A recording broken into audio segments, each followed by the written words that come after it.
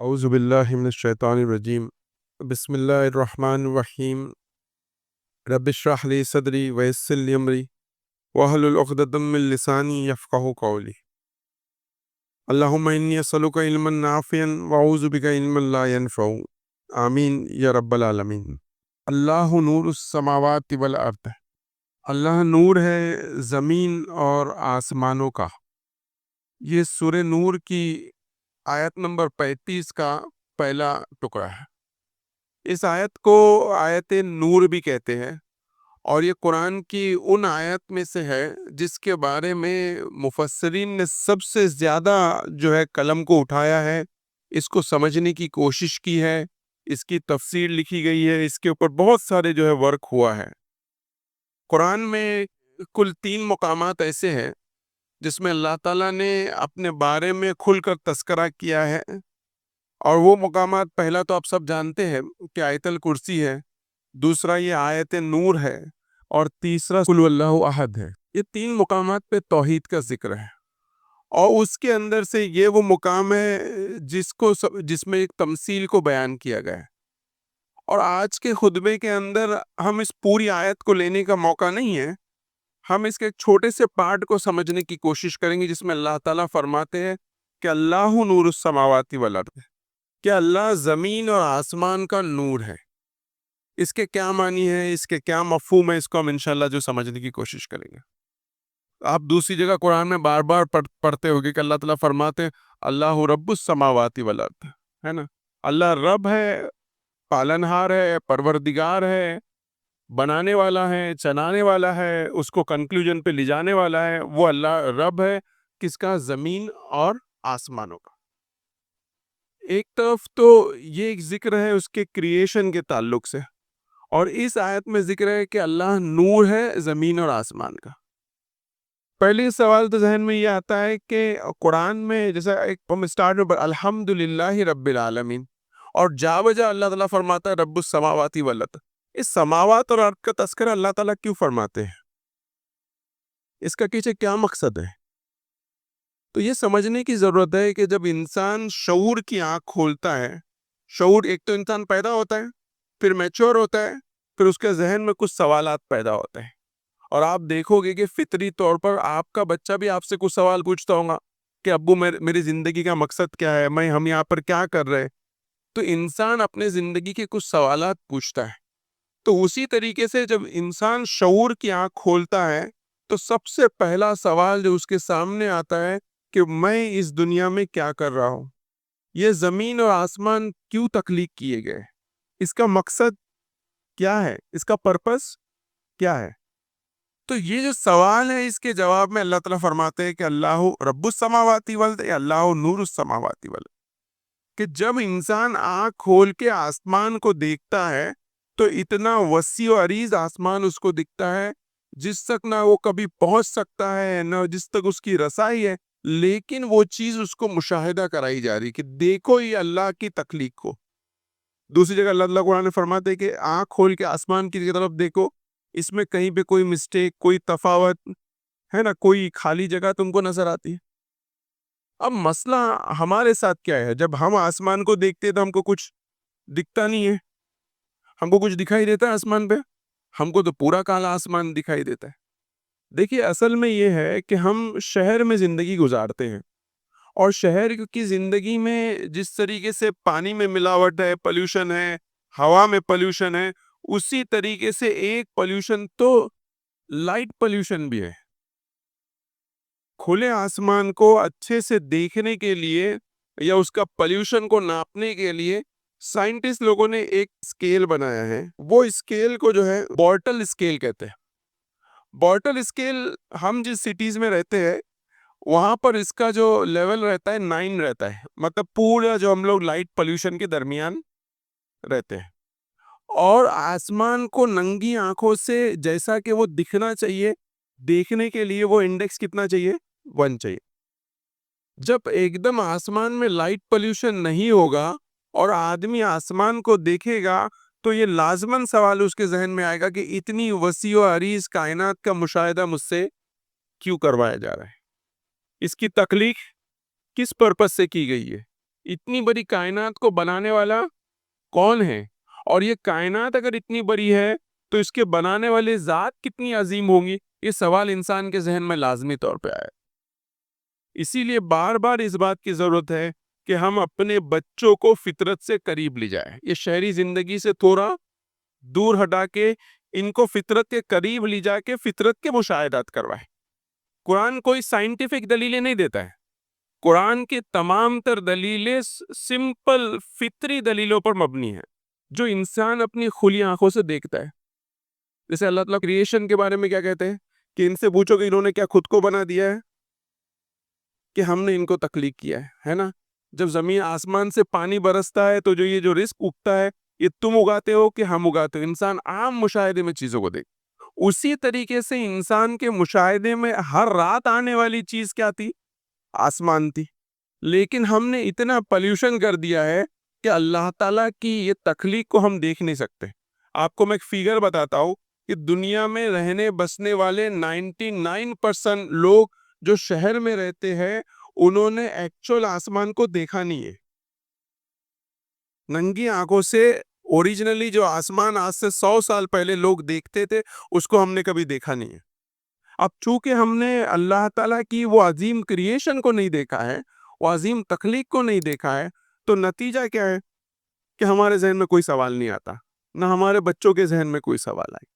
تو یہاں پر اللہ تعالیٰ جو سوال اٹھا رہے کہ اللہ نور السماوات والارض، اس میں سماوات جو پلر ہے ایک سے زائد ہے اور زمین ایک ہے. ایک ہی زمین کو ہم دیکھتے ہیں، اوپر جب دیکھتے تو آسمان ہی آسمان نظر آتے. اور یہ کائنات اتنی وسیع ہے کہ اگر انسان کائنات پہ ہی غور کرے، اور اسپیشلی جب انسان نے دو چیزیں بنایا، ایک دوربین بنائی جس سے دور کی چیز دیکھے اور ایک خوردبین بنائی جس سے چھوٹی سی چھوٹی چیز دیکھے. یہ دونوں چیزوں کو جب انسان استعمال کرتا ہے تو اس کے پاس کوئی وجہ نہیں کہ وہ اللہ تعالیٰ کا انکار کرے. کائنات کتنی وسیع ہے. ہم جس زمین پر رہتے ہیں یہ ملکی وے گیلیکسی کا پارٹ ہے. اس ملکی وے گیلیکسی کے اندر ایسا بتاتے ہیں تقریباً سورج جیسے 1 ٹریلین سٹارز ہے. آپ سوچ نہیں سکتے اتنی بڑی. پہلے تو انسان آج سے 100 سال پہلے سمجھتا تھا کہ پوری کائنات یہ ملکی وے گیلیکسی جتنی ہی ہے. جب اس نے اور دوربین بڑی بنائی تو اس کو سمجھ میں آیا کہ ایسی گیلیکسیز کتنی ہے. تو ایسی گیلیکسیز 1000 بلین گیلیکسیز ہے. 1000 بلین گیلیکسیز ہے. اور یہ بھی کون سی گیلیکسیز ہے؟ جس کو ہم دیکھ پا رہے اپنی دوربین سے، اور دوربین کے پرے جو چیزیں جس کو ہم دیکھ نہیں پا رہے. یہ کائنات اتنی بڑی ہے، اتنی بڑی ہے. اس کو ایک امیجنیشن سے اگر آپ کو سمجھنا ہو کہ ہم جب سمندر کے کنارے جاتے، سائنس لوگوں نے ایسٹیمیٹ لگائے کہ اگر ہم سمندر کے کنارے جاتے ہیں تو جو ریت کے ذرات رہتے ہیں، وہ جو ریت کے ذرات رہتے ہیں ویسے ہی ریت کے ذرات پوری زمین ویسے ریت کے ذرات کی بنا دی جائے اور اس کے اندر سے ایک ذرہ اٹھایا جائے تو وہ ذرے کی حیثیت ہمارے ملکی وے گیلیکسی کی ہے، اس سے بھی کم ہے. گیلیکسی کی ہم ارتھ کی بات نہیں کر رہے. اتنی بڑی کائنات ہمارے سامنے منہ کھول کے کھڑی ہوتی ہے اور یہ پوچھتی ہے کہ یہ کائنات کا مقصد، اس کا پرپس کیا ہے، اس کی معنویت کیا ہے. آپ دیکھیے کہ جب انسان اس پہ دیکھے گا، اس پہ جب غور کرے گا تو پھر سوال پوچھے گا. اور ہم کو بیزی کس پہ کر دیا گیا ہے؟ ان الیکٹرانک گیجٹس کے اوپر، ہے نا. ہم دن بھر موبائل کے اندر ہے، ایک امیج ہے، ایک فوٹو ہے جس کے ذریعے ہم دنیا کو دیکھنا چاہتے ہیں. آپ دیکھیں کسی سینری کے مقام پہ لوگ جاتے ہیں، ہے نا، تو وہ جو چیز آنکھوں سے دیکھ سکتے وہ عجیب حرکت کرتے، موبائل اٹھا کے اس سے دیکھتے، موبائل میں دیکھتے اس کو. مطلب ڈائریکٹ آنکھوں سے مشاہدہ کرنے کی بجائے کیا کر رہے ہیں، عادت اتنی ہو گئی ہے اس چیز کی کہ ڈائریکٹلی اگر ایک خوبصورت پہاڑ، ایک خوبصورت نظارہ ہے تو دیکھنا کیا چاہیے کہ آدمی اپنی آنکھوں سے دیکھیں. لیکن پورا کے پورا ہماری دنیا کا جو پورا محور اور مرکز ایک اسکرین بن کے رہ گئے. تو قرآن کی یہ آیت میں پہلا جو سوال ہے کہ اللہ نور السماوات والارض، سماوات اور ارض کو ہم کو پہلے کیا ہے؟ دیکھنا ہے. پھر دوسری بات اس میں جو آتی ہے وہ نور کی آتی ہے کہ یہاں پر نور سے کیا مراد ہے. نور سے مراد یہ جو ہم نے بٹن آن کی یہ روشنی ہے نا، کہ اللہ کا یہ روشنی ہے. اللہ کے اس روشنی کا تذکرہ کر رہے ہیں، ہے نا؟ تو یہ جو روشنی ہے یہ بھی ایک روشنی ہے، لیکن یہ روشنی کی مثال کیوں دی گئی ہے؟ آپ اس کو ایک مثال سے سمجھیے کہ آپ ایک کمرے میں جاتے ہیں جس میں اندھیرا ہے اور اس میں بہت ساری چیزیں رکھی ہوئی ہیں، اور میں آپ سے پوچھوں کہ یہاں پر کیا کیا چیزیں رکھی ہوئی ہے، تو آپ کیا جواب دیں گے؟ نہیں معلوم کیا رکھا ہوا ہے۔ اور ایک مومنٹ کے بعد ایک لائٹ کا بٹن آن کر دیا جائے اور پھر سوال پوچھا جائے کہ بتائیے کیا کیا چیزیں رکھی ہوئی، آپ تمام چیزوں کو بتا دیں گے۔ تو کیا روشنی کے ہونے کی وجہ سے ہم کو چیزوں کے ہونے کا احساس یا مشاہدہ ہوتا ہے؟ اگر روشنی نہ ہو اور چیزیں موجود ہو تب بھی دکھائی نہیں دیتی۔ کیا روشنی کی غیر موجودگی ان چیزوں کے نہ ہونے کی دلیل ہے؟ نہیں، لیکن the moment آپ کی زندگی میں آپ کی آنکھوں میں نور پڑتا ہے، تمام چیزیں، تمام کائنات، تمام دنیا آپ کے لیے کیا ہو جاتی ہے؟ روشن ہوتی ہے۔ تو روشنی کیا چیز ہے؟ روشنی وہ چیز ہے جس سے ہماری آنکھوں کو دکھائی دیتا ہے اور جس سے جو مشاہدہ کرانے والی چیز ہے وہ بھی دکھتی ہے۔ دونوں چیزیں کیا کرتی ہے؟ روشنی کرتی ہے۔ لیکن روشنی سے جب چیزیں دکھتی ہیں تو اس کو ہم اردو میں کیا کہتے ہیں؟ بصر، ہے نا؟ دیکھنا، سین۔ لیکن کیا دیکھنا کافی ہے؟ انسان جب چیزوں کو دیکھتا ہے تو کیا وہ صرف دیکھتا ہے؟ انسان کا دیکھنا اور جانور کا دیکھنا برابر ہے؟ جب انسان کسی چیز کو دیکھتا ہے تو اس کے اندر اگلا سوال آتا ہے کہ یہ چیز کیوں ہے، اس کا کیا مقصد ہے، یا اس کی کیا معنویت ہے، اس کی کیا میننگ ہے نا؟ ابھی آپ یہاں پر ممبر کو دیکھ رہے ہیں، ممبر کو دیکھ رہے تو کیا صرف ممبر کو دیکھ رہے ہیں؟ نہیں، جب آپ ممبر کو دیکھ رہے تو آپ کو معلوم ہے اس کا کیا مقصد ہے۔ خطبہ دینے کے لیے خطیب ادھر چلتے ہیں، یہ ممبر سب سے پہلے نبی کریم صلی اللہ علیہ وسلم کی ذات مبارک سے اس کی جو ہے سٹارٹ ہوئی ہے نا؟ تو اس کے پیچھے ایک معنویت، ایک مقصد، اس کا ایک پرپس موجود ہے۔ تو انسان تو ایک تو بصر ہے، دیکھنا ہے، اور دوسری چیز اس کی معنویت جس کو ہم کیا کہتے ہیں؟ بصیرت ہے، کہ جب انسان دیکھتا ہے تو وہ اس کی میننگ بھی تلاش کرتا ہے۔ تو جس طریقے سے نور کے نتیجے میں صرف دیکھنا نہیں ہوتا بلکہ اس سے ہم ان چیزوں کی معنی کو بھی تلاش کرتے ہیں، اسی طریقے سے زمین اور آسمان کے دیکھنے کے نتیجے میں بھی ہمارے اندر یہ سوال پیدا ہونا چاہیے، یہ اتنی بڑی کائنات اللہ تعالیٰ نے کیوں بنائی ہے؟ ٹھیک ہے، اللہ تعالیٰ نے بنائی ہے، لیکن پھر مجھے اس کا مشاہدہ مجھے اپنی آنکھوں سے کیوں کروایا جا رہا ہے؟ بار بار اللہ تعالیٰ قرآن میں فرماتے ہیں کہ اب آسمان کی طرف نظر کر کے دیکھو۔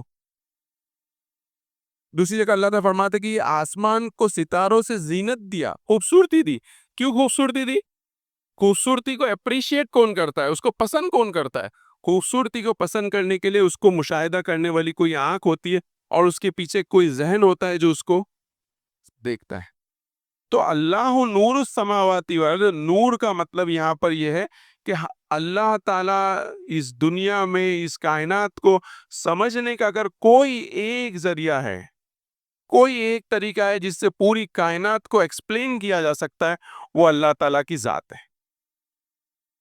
نہیں تو اگر آپ اللہ کو نہیں مانو گے، آج آپ دیکھیے کہ جس طریقے سے ایک دور تھا کہ جہاں پر لوگ مشرک زیادہ تھے، ایک سے زائد خدا کو مانتے تھے۔ اب اسکالرز بتاتے ہیں کہ آنے والا دور وہ ہوگا جس میں اللہ کو انکار کرنے والے لوگ زیادہ ہوں گے۔ آپ ویسٹ میں جتنے بھی پیو ریسرچ آ رہے ہیں اس میں کیا بتاتے ہیں؟ 60-70% لوگ وہ ہیں جو کسی خدا کو پہ یقین نہیں رکھتے، اور اس نہیں یقین رکھنے کی وجہ کیا ہے؟ اس پہ نہیں یقین رکھنے کی وجہ یہی ہے کہ ہم اپنے آپ کو اس لیول پہ لا کر اپنے دین کو، اپنے مذہب کو بتا نہیں پا رہے۔ یہاں پر جب آپ اپنی زندگی کو ہم آرگنائز کر رہے ہیں، ہم اپنی فیملی کی تعلیم کر رہے ہیں، تو اس کے اندر یہ آیت ہم کو بہت اہم درس دیتی ہے، اور وہ درس کیا ہے؟ کہ زندگی کے اندر معنویت کو، میننگ کو، اس کے مقصد کو، اس کے پرپس کو تلاش کرنا اور اس کائنات کو ایکسپلین کرنا۔ آپ زندگی پہ غور کریے، ایک انسان پیدا ہوا، ٹھیک ہے، اس کے بعد بڑا، اس کو کئی ساری بیماریاں ہوئی، کئی ساری تکلیف ہوئی۔ فلاسفر اس پہ بحث کرتے ہیں، جو فلسفہ والے لوگ ہیں، کیا انسان کو کے لیے زندہ رہنا اچھا ہے کہ مرنا اچھا ہے؟ تو وہ اس کنکلیوژن پہ پہنچتے ہیں، چونکہ وہ اللہ کو نہیں مانتے، کہ بھئی انسان کے اندر زندگی میں خوشی کے لمحات تو چند ہیں، لیکن اکثر وقت تو اس کو کیا کرنا ہے؟ اسٹرگل کرنا ہے، اس کو بیماریوں سے جھیلنا ہے، اس کو بچوں کے پرابلم سے جھیلنا ہے، بیوی سے جھیلنا ہے، صحت سے جھیلنا ہے، معاش کے مسائل ہے، اتنی لمبی لسٹ ہے اس کے پاس پرابلمس کے، اور اس کے بالمقابل کچھ خوشیاں. تو وہ زندگی جیے کیوں؟ اس سے بہتر تو کیا ہے؟ مر جانا ہے. اور آپ اگر دیکھو گے تو ویسٹ میں انسان کو سوسائڈ کرنے کی آزادی پر کیا ہو رہی بات ہو رہی ہے. اس کی وجہ کیا ہے؟ اس کی وجہ یہ ہے کہ انسان کے زندہ رہنے کی کوئی وجہ ان کو سمجھ میں نہیں آتی. زندہ رہنے کا کیا مقصد ہو سکتا ہے، زندہ رہنے کا کیا پرپس ہو سکتا ہے، یہ سجائی نہیں دیتا. اور یہ کیوں نہیں سجائی دیتا؟ کیونکہ زندگی کو سمجھنے کے لیے، زمین اور آسمان کو سمجھنے کے لیے صرف انسان کے پاس ایک ہی ذات ہے، اور اللہ تعالیٰ کی ذات مبارک ہے. جب تک کہ آپ اللہ تعالیٰ کو اور آخرت کو نہیں مانیں گے، تب تک کہ آپ اس زندگی کو سمجھ نہیں سکتے. یہ ایک معمہ بن کے کھڑی ہوتی ہے، بہت معمہ. اور آپ دیکھیے کہ پہلے تو زندگی، گاؤں کی زندگی آسان تھی. شہری زندگی میں اتنے بڑے بڑے چیلنجز انسان فیس کر رہا ہے. آج معاش کا مسئلہ اتنا بڑا ہے کہ 12 گھنٹے کام کرنے کے بعد بھی ایک انسان جو اپنے گھر کی ضرورتوں کو پورا نہیں کر پا رہا. میاں بیوی کام کرنے کے بعد بھی اپنی گھر کی ضرورتوں کو پورا نہیں کر پا رہے. اتنے سب چیلنجز کے بیچ میں ہم ان چیلنجز کو ایکسپٹ کیوں کریں؟ ہم ان چیلنجز سے لڑے کیوں اور اس کے اوپر اوور کم کیوں کریں؟ یہ سارے سوال ہیں، اور لوگ پوچھ رہے ہیں، اور لوگ صرف پوچھ نہیں رہے، لوگ اس پہ عمل کر رہے ہیں. آپ دیکھیے میرے ساتھ جو نان مسلم کام کرتے ہیں، اس میں ایک بڑا طبقہ اس نتیجے پہ پہنچا ہے. وہ نتیجہ ان کا یہ ہے کہ ہم شادی کیوں کریں؟ کچھ لمحات کی خوشی کے لیے. ایک گروتھ تو وہ ہے جو میں ہمارے آنکھوں کے سامنے 30 سال 35 سال ایج جو شادی نہیں کر رہے، اور ان کا سوال یہ ہے کہ یہ اسٹرگل ہم کیوں جھیلیں. پھر جو شادی کر رہے وہ پوچھ رہے کہ بچے کیوں پیدا کریں. اس سے اچھا کیا ہے ہم کتے کے بچے کو کیا کریں؟ پالے. کیونکہ زندگی سمجھ میں نہیں آ رہی. اور سمجھ میں کیوں نہیں آ رہی؟ کیونکہ زندگی کو سمجھنے کے لیے جس بات کو سمجھنا ہے وہ ہے اللہ تعالیٰ کو سمجھنا ہے کہ اللہ نور السماوات والارض. اللہ سے ہی زندگی کی میننگ سمجھ میں آتی ہے. میں زندگی میں اسٹرگل اس لیے کروں کیونکہ اللہ تعالیٰ اور پیارے نبی صلی اللہ علیہ وسلم نے ہم کو بتایا کہ میں اپنے بچوں کو جو کھلاؤں گا وہ کیا ہے؟ صدقہ ہے نا. اس کے نتیجے میں کیا ہوگا؟ مجھے آخرت میں اجر ملے گا. جو بیماریاں مجھ پہ آ رہی ہے، اس کے نتیجے میں میرے گناہ کیا ہو جائیں گے؟ دھل جائیں گے، ہے نا. اس کے نتیجے میں کیا ہوگا؟ مجھے آخرت میں اجر ملے گا. تو دنیا کو سمجھنے کے لیے، دنیا کی معنویت کو سمجھنے کے لیے یہ بات ضروری ہے کہ ہم اللہ تعالیٰ کو ہمارا نور بنائیں. اللہ تعالیٰ کو نور بنانے کا مطلب کیا ہوتا ہے؟ اللہ تعالیٰ کو نور بنانے کا مطلب یہ کہ اللہ تعالیٰ ہماری زندگی کا مقصد، منزل، سب کچھ بن جائے. قرآن کیا کہتا ہے؟ ان للہ و انا الیہ راجعون، کہ ہم اللہ کی طرف سے آئے اور اللہ ہی کی طرف ہم کو لوٹ کر جانا ہے. ہم کو بنانے والا، بھیجنے والا تمام تر اللہ تعالیٰ ہے، اور جس کی طرف پلٹ کر جانا ہے اور جس کو حساب دینا ہے وہ اللہ تعالیٰ ہے. اگر آپ اس بات کو مائنس کر لیں زندگی میں سے، تو پوری زندگی کا مقصد، پرپس سب ختم ہو جاتا ہے. یہ زندگی بے معنی فیل ہوتی ہے. ہم جس دور میں رہ رہے ہیں نا، یہ ایک پوسٹ ماڈرن ایرا ہے. ماڈرنٹی کے بعد ایک پوسٹ ماڈرن ایرا ہے. پوسٹ ماڈرن ایرا کے اندر زندگی کا مقصد جس چیز کو بول کے سیل کیا جا رہا ہے، وہ مقصد کیا ہے؟ وہ مقصد ہے کہ زندگی کا مقصد خوش رہنا ہے. کیا رہنا ہے؟ اور اگر خوش رہنا مقصد ہے تو میں آپ کو چیلنج کے ساتھ بتا دیتا ہوں کہ 99.9% لوگ زندگی میں ناخوش ہیں. تو پھر زندگی کیا مطلب کی؟ اور آپ دیکھیے میڈیا کے ذریعے، ہر طرح کے پروپیگنڈے کے ذریعے مسلمانوں کی اکثریت بھی سمجھتی کہ زندگی میں یار مین تو اپنے کو خوش رہنے کا ہے. اب وہ خوش رہنا، ہیپی رہنا، اس کو بھی وہ بتا دے تو ہیپی رہنا. آپ کے پاس بڑا فلیٹ رہے گا، گاڑی رہے گی، فلاں رہے گا، یہ رہے گا، آپ 4 جگہ گھومنے جاؤ گے، انسٹا پہ 4 لوگوں کے ہنستے ہوئے فوٹو دیکھو گے، یہ لوگ زندگی میں خوش ہے نا. تو مقصد اگر زندگی کا ہم نے خوشی کو بنا لیا تو یقین مانیے کہ سب سے زیادہ غم والی زندگی آپ کو یہ رہے گی. کیونکہ زندگی کا غم ہی یہ بن جاتا ہے کہ یار ہم خوش نہیں ہیں، ہے کہ نہیں ہے. اب آپ ہمارے ڈیلی کانورسیشن میں سنیے، آپس میں دوست لوگ بات کر رہے ہیں، بھائی ٹینشن مت لے، اپنے کو کیا رہنا ہے؟ مزہ کرنی ہے، خوش رہنا ہے. اور خوش رہنا بھی غلط ورڈ ہے. ایکچولی جو چیز سیل کی جاتی ہے وہ پلیجر سیل کیا جاتا ہے، لذت. زندگی کا مقصد خوشی بھی نہیں ہے. خوشی سے بھی ایک نیچے کی چیز ہے، وہ ہے لذت اور لذت پرستی. اور لذت پرستی کے اندر کیا چیزیں ہیں کل ملا کر کے؟ ہے نا، کچھ لگژریز کی چیزیں ہیں، ہے نا، کچھ کھانے کی چیزیں ہیں، ہے نا. آج کے زمانے میں ایک انسان جس کا مذہب لذت پرستی ہو جائے تو پھر اس کا ایم اور گول کیا ہو جاتا ہے کہ اچھے اچھے کھانے ڈھونڈے اور اس کو کیا کرے، کھائے. اس کے علاوہ کوئی مقصد نہیں ہوتا ہے. تو جہاں پر ایک طرف تو اللہ نور السماوات والارض کے اندر ہماری مقصد، معنویت، ہماری زندگی کا پرپس، ایم، گول سب کچھ اللہ تعالیٰ ہے، اور اس کے بالمقابل ایک دوسری زندگی جو ہمارے کو جس کے اوپر کنونس کیا جا رہا ہے وہ ہے کہ ہماری زندگی کا مقصد خوش رہنا ہے یا لذت پرستی. اور جب آدمی اس ڈائلیما میں مبتلا ہو جاتا ہے تو اچھے اچھے لوگ جو اپنی زندگی کو کیا کر رہے ہیں، خراب کر رہے ہیں، کیونکہ پرپس سے کیا ہو گئے، دور ہو گئے. کل مفتی صاحب سے میری بات ہو رہی تھی تو انہوں نے بتایا کہ آج کے زمانے میں سب سے بڑا ریزن جو طلاق ہونے کا، اس کا ایک بڑا ریزن جو ایکسٹرا میرائٹل افیئرس ہے. ایکسٹرا میرائٹل افیئرس کا ریزن کیا ہے؟ ایک خیالی خوشی کے پیچھے کیا کرنا ہے، دوڑنا ہے کہ یہ کریں گے تو ہم کیا ہو جائیں گے، خوش ہو جائیں گے. لیکن اس کے بالمقابل اسلام جو بات کرتا ہے کہ اللہ تعالیٰ نے آپ کو جو کچھ وسائل، جو کچھ اسباب، جو کچھ اولاد، جو کچھ مال، جو کچھ آپ کو زوج عطا کیے، اس کو کسی مقصد کے لیے لگائے. اور وہ مقصد کیا ہے؟ وہ مقصد اللہ تعالیٰ کی رضا ہے کہ جب ہم اللہ کے حضور حاضر ہو تو اللہ تعالیٰ ہم سے کیا ہو جائے، راضی ہو جائے. اور پھر یہاں پر ایک دوسری چیز کو سمجھنا، ایک پیراڈاکس کو سمجھنا ہے کہ ایک طرف تو مقصد ہے اور دوسری طرف لذت پرستی ہے، لیکن مقصد کے اندر ایک پرابلم ہے کہ جب ہم کسی مقصد کے لیے کام کریں گے تو ہم کو بہت ساری ڈیفیکلٹیز آئیں گی، زندگی آسان نہیں ہوگی، زندگی میں کوئی امیجیٹ ہیپینس نہیں ملے گی. آپ اس کو ایک ایگزامپل سے سمجھیے کہ ماں جب ایک بچے کو جنم دیتی ہے تو کتنی تکلیف سے گزرتی ہے، لیکن وہ جنم دینے کے بعد اس کو کیا ہوتی ہے، خوشی ہوتی ہے.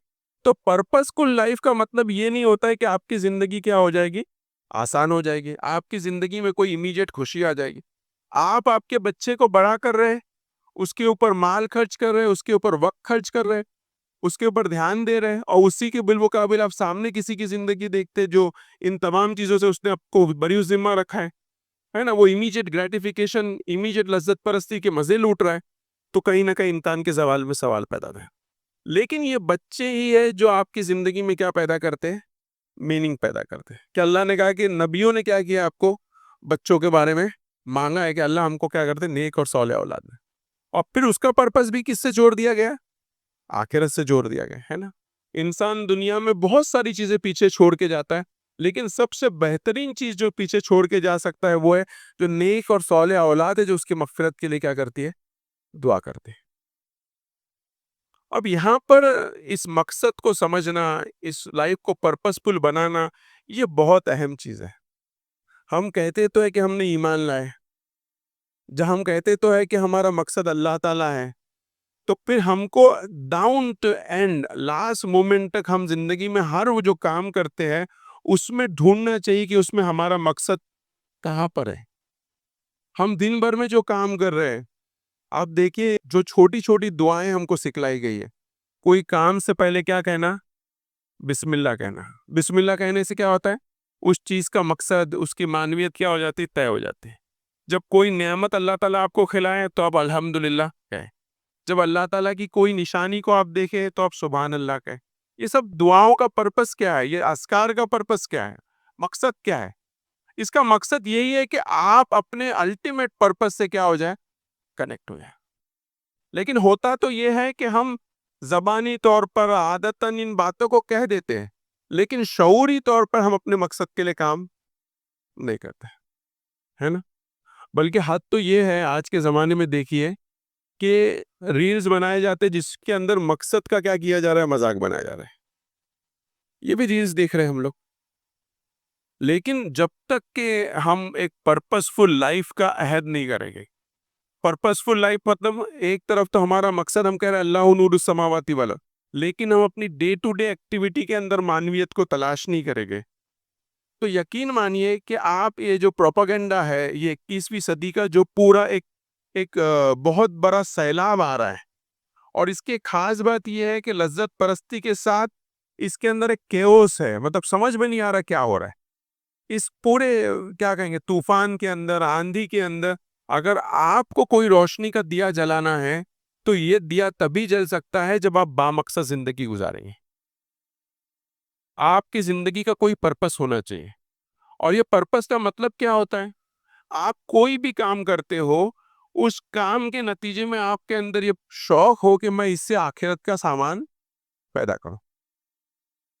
آپ اگر کارپینٹری کر رہے ہو، کارپینٹر ایک اچھا کام کر سکتا ہے، لیکن ایک مسلمان کارپینٹر جو ہوتا ہے وہ بہت اچھا کام کرتا ہے۔ کیوں؟ کیونکہ وہ چاہتا ہے کہ وہ کیا کرے، اللہ کے حضور جائے تو کہے کہ اللہ میں نے تیرے اس لیے جو کام کیا اس کو کیا کیا، بہترین طریقے سے کیا کیا، انجام دی۔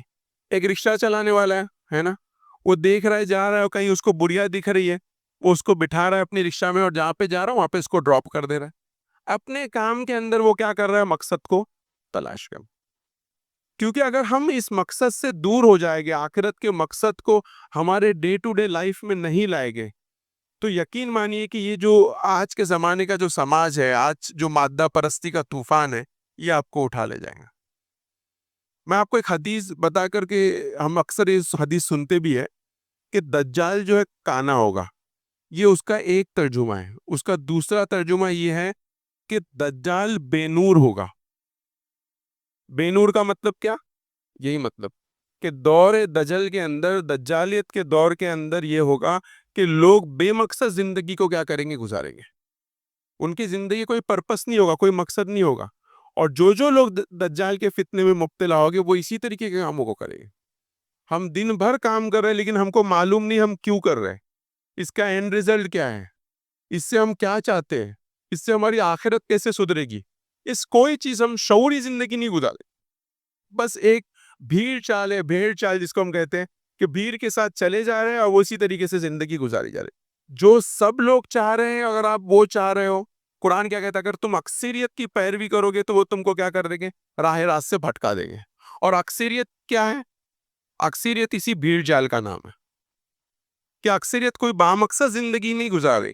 اس اکثریت کے اندر اقلیت بن کے ایک اچھی بامقصد زندگی گزارنا، یہی پرپس ہے۔ اور یہی آیت کا کیا ہے، مدعا ہے کہ ہم اللہ تعالیٰ کو اپنی ذات کا کیا بنائیں، مقصد بنائیں، کہ کس طریقے سے میں اللہ کو راضی کروں۔ اللہ تعالیٰ یہ چاہتے ہیں کہ آپ ڈے ٹو ڈے چیزوں میں، آپ اپنے بچوں کی تربیت کے اندر، آپ اپنے بیوی کے ساتھ آپ جو کر رہے ہیں اس کے اندر، آپ جو معاشرے میں جو کام کر رہے ہیں اس کے اندر، ہر چیز کے اندر مقصد اور معنویت کو پیدا کریں۔ اللہ تعالیٰ سے دعا ہے کہ کہنے سننے سے زیادہ ہم کو جو عمل کرنے کی توفیق دے، اور اس پہ جو کچھ صحیح باتیں کہی گئی اس کو ہمارے ذہن میں قائم رکھے، اور جو غلط اس کو ذہن سے محو کرے۔ آمین۔ السلام علیکم۔